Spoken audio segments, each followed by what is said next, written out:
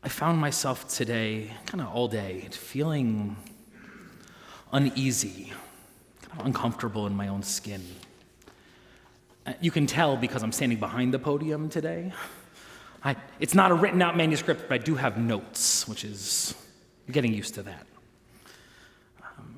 It's an uncomfortable moment in the Jewish calendar, in the seasons and the flow. When the sun sets tonight and it's dark, you'll see, well, you won't see, a new moon. It's the beginning of a new month. It's the month of Av. We're entering this period that is sometimes called the 9 days, the 9 days that lead up to Tisha B'Av, the 9th of Av, this day that marks the various destructions, expulsions, and exterminations of the Jewish people. This moment is preceded by the Tlata de Puranuta, the 3 weeks of destruction that lead up to that moment. It's this uncomfortable time in the calendar where we sit in lament and in sorrow. And it's okay, it's an invitation from our tradition to sit there for a time. And while we sit, maybe you'll join us next Saturday evening in the chapel. We have our Tisha B'Av commemoration. We'll chant from the book of Eicha, the book of Lamentations. We translate it as in English as Lamentations, but the word Eicha, it means how, why, but not really with a question mark, more of an exclamation point, or I believe the technical term is an interrobang, an exclamation point and a question mark together. Just an exclamation of how? How are we here? Why? Why is this happening? Tisha B'Av is a moment to sit in the lament, the hows and the whys that there are no good answers for, but the ones that we have to say aloud. And the wisdom of our tradition is that we're not allowed to sit there too long. We sit in sackcloth and ashes on the floor on Tisha B'Av, and then we get up. We don't dwell in the pit and in the sorrow. We take time for it, but that's not where we live. That doesn't define who we are. There are the 3 weeks that lead up to this moment, or that moment, and then there are the Shivata de Nechemta, the 7 weeks of consolation, more than double the weeks that came before. Yes, there is the sorrow, but more than that, there is the comfort. There is the rising out of the sorrow and the depth and the how and the why, out of the sackcloth and ashes to stand back up and figure out how we will restart and rebuild. There's power and purpose to lament, to sitting it and saying it. There's something healing about it. Maybe it's catharsis, just to sit and wail. You know, that release from that good, deep cry. Sometimes you need it. We get to lament. We're allowed to have our sorrows, and we don't sit in them too long. We do not allow lament and sorrow to define us. There is much in our history and tradition worthy of it, perhaps more so than we anticipated over the last 2 years. But we don't allow lament to cloud our sense of self. We don't allow our sorrow or grief to unduly guide us in our decision-making and our sense of who we are. The truth is, tonight, I wanted to speak about literally anything other than Israel and anti-Semitism. Talk about it. I feel like I talk about it every week. I want to talk about something easy, like American politics. Oh, what a relief that would be. But in this moment, we can't avoid we can't avoid a moment of truth. Sometimes we speak truth to convince someone of something else. Sometimes we speak truth to ask someone to change who they are or what they're doing. And sometimes we speak truth because truth just needs to be spoken aloud. I learned that earlier today from my colleague, Rabbi Emily Langowitz, who is Lisa's niece. We all knew Lisa in school as Aunt Lisa, but so gratitude to Rabbi Langowitz, who I'm sure isn't watching, but I'll tell later that I cited her. Sometimes we have to say truth because it needs to be spoken aloud. And the truth we need to say tonight is what's happening in Gaza right now is a catastrophe. And maybe you, like me, have read everything. I've read everything. I've read the Times and Reuters. I've read Jerusalem Post and Ynet and Times of Israel. I've read what every organization has posted or written about it. I've read essays that people post on Facebook. I've read every slide in the carousel on Instagram, and there's something deeply, deeply wrong with me because I don't just read the posts, I read the comments. And I read the comments on the comments, which I think is the worst place in humanity. But I read all of it. And I don't know. I just say, how? Why? I don't know who's to blame. I don't know if it's Israel or Hamas or the UN or the GHF, or the truth is it's probably a mix of all of them. And the other truth is that in this moment, it doesn't matter whose fault it is. There is a starvation crisis in Gaza, and it can't persist. It's an affront to who we are as humans, an affront to the values we hold as Jewish people. It doesn't matter whose fault it is. There is a catastrophe and a crisis that needs to be dealt with. Earlier today, JFNA, the Jewish Federations of North America, held a briefing online. This is what former Ambassador Dan Shapiro, ambassador to Israel from 2011 to 2017, here's what he said. He said, "No child in Gaza should die of hunger, especially when there is food available a few miles away. This is a solvable problem, provided there is political will. Stepping up and ending the failure of others is a moral duty."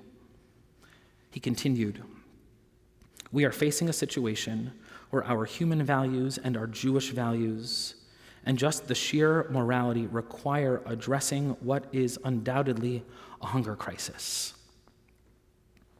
And I know that the solutions are not easy and hard. I don't know what to do. I don't know how to get the food to who needs it. I don't know which organization to trust or not to trust. I don't know who's preventing or who's stalling or who's delaying or who's stealing or who's but I know that there is a crisis, and the only option is to overwhelm the region with aid. Have it be too much aid. God willing, there should be too much aid. No one should starve. That can't be the reality in the world in which we live. Earlier today, I signed a rabbinic letter, rabbis from across the globe. At one point, I saw 450. At this point, probably over 500. And Rabbi Milgram's name, Rabbi Shira's name was signed. I'm gonna share it with you. I'll read the words for you tonight because it articulates some of where I'm sitting in this moment. As a rabbi, as a Jew with a deep, abiding love for the state, the land, and the people of Israel, and a commitment to the values I hold as a Jew and as a rabbi, and to speak from that place of values and hope and echa. Here's the letter. The Jewish people face a grave moral crisis, threatening the very basis of Judaism as the ethical voice that it has been since the age of Israel's prophets. We cannot remain silent in confronting it. As rabbis and Jewish leaders from across the world, including the state of Israel, we are deeply committed to the well-being of Israel and the Jewish people. We admire Israel's many and remarkable achievements. We recognize, and many of us endure, the huge challenges of the state of Israel, the huge challenges the state of Israel relentlessly confronts, surrounded for so long by enemies and facing existential threats from many quarters. We abhor the violence of such nihilistic terrorist organizations as Hezbollah and Hamas. We call on them immediately to release all hostages held for so long captive in tunnels and horrendous conditions with no access to medical aid. We unequivocally support the legitimacy of Israel's battle against these evil forces of destruction. We understand the Israeli army's prioritization of protecting the lives of its soldiers in this ongoing battle, and we mourn the loss of every soldier's life. But we cannot condone the mass killings of civilians, including a great many women, children, and elderly, or the use of starvation as a weapon of war. Repeated statements of intention and actions by ministers of the Israeli government, by some officers in the Israeli army, and the behavior of criminally violent settler groups in the West Bank, often with police and military support, had been major factors in bringing us to this crisis. The killing of huge numbers of Palestinians in Gaza, including those desperately seeking food, has been widely reported across respectable media and cannot reasonably be denied. The severe limitation placed on humanitarian relief in Gaza and the policy of withholding food, water, and medical supplies from a needy civilian population contradict essential values of Judaism as we understand it. Ongoing, unprovoked attacks, including murder and theft against Arab populations in the West Bank, have been documented over and over again. We cannot keep silent. In the name of the sanctity of life, of the core Torah values that every person is created in God's image, that we are commanded to treat every human being justly, and that wherever possible, we are required to exercise mercy and compassion. In the name of what the Jewish people has learned bitterly from history as the victim time and again of marginalization, persecution, and attempted annihilation. In the name of the moral reputation not just of Israel, but of Judaism itself, the Judaism to which our lives are devoted, we call upon the Prime Minister and the government of Israel to respect all innocent life, to stop at once the use and threat of starvation as a weapon of war, to allow extensive humanitarian aid under international supervision while guarding against control or theft by Hamas, to work urgently by all routes possible to bring home all the hostages and end the fighting, to use the forces of law and order to end settler violence on the West Bank, and vigorously investigate and prosecute settlers who harass and assault Palestinians, to open channels of dialogue together with international partners to lead toward a just settlement, ensuring security for Israel, dignity and hope for Palestinians, and a viable, peaceful future for all the region. I am a Jew because our ancestors were the first to see that the world is driven by a moral purpose, that reality is not a ceaseless war of the elements to be worshipped as gods, nor history in a battle in which might is right and power is to be appeased. The Judaic tradition shaped the moral civilization of the West, teaching for the first time that human life is sacred, that the individual may not be sacrificed for the mass, and that rich and poor, great and small, are all equal before God. That last paragraph, a quotation from Rabbi Lord Jonathan Sacks.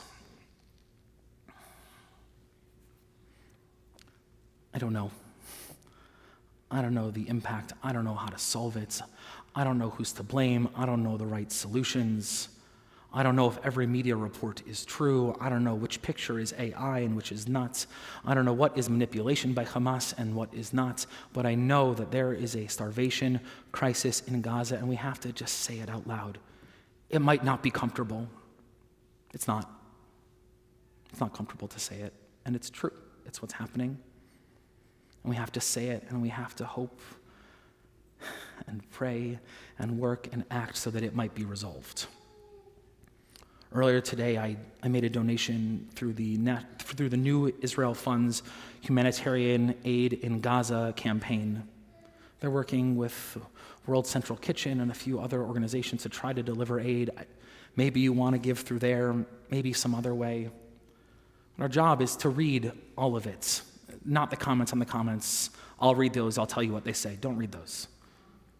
But our job is to stay informed, to keep our eyes open, to read all of it, to say truth when we have to say truth.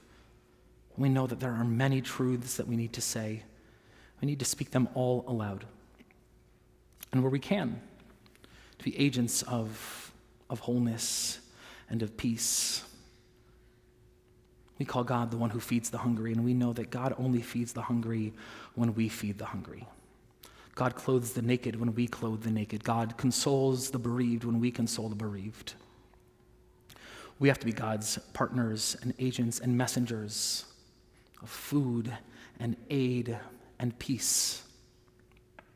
Ken Yehi Ratzon, may we be worthy of our history and our sacred prophetic calling and tradition, worthy of those who came before and worthy of all those who came after.